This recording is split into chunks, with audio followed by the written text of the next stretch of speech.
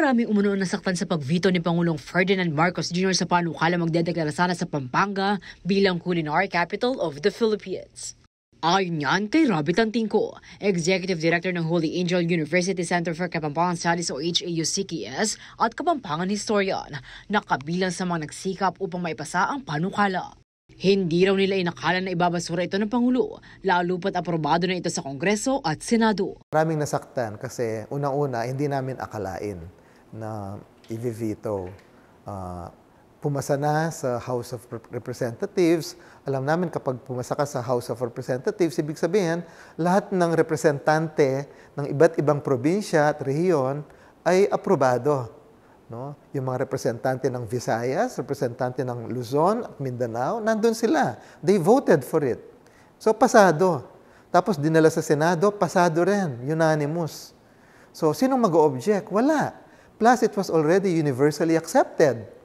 Not just in the Philippines, but also abroad. And then, pagdating sa isang tao, yung pinakahuli, biglang veto.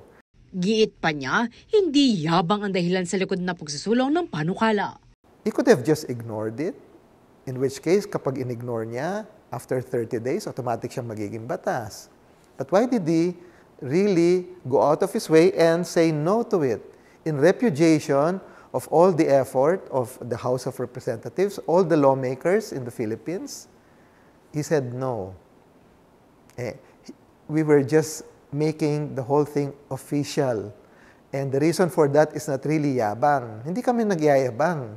Nandyan na yan eh. Hindi naman kami ang nagsabing kami ang culinary capital. Everybody was saying it, non-Kapampangans included. Layon daw sana nito na isulang ang local tourism industry ng lalawigan, gayon din na pag-usig sa mga LGU na pagandahin ang food service at incentives sa mga palengke at karinderya.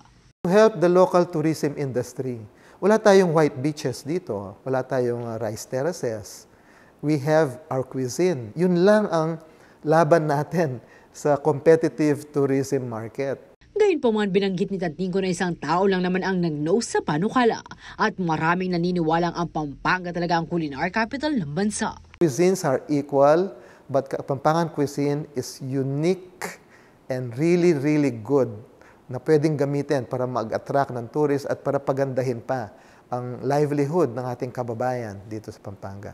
Matatandang ipinaliwanag ng Pangulo ang kanyang desisyon na hindi aprobahan ng Senate Bill No. 2797 o House Bill No. 10634. Sa kanyang veto message, nakasaad na kulang sa historical basis at pag-aaral ang panukala.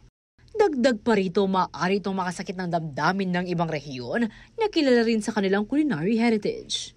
Kasama si GM De Jesus, Liana Canilao, CLTV 36 News.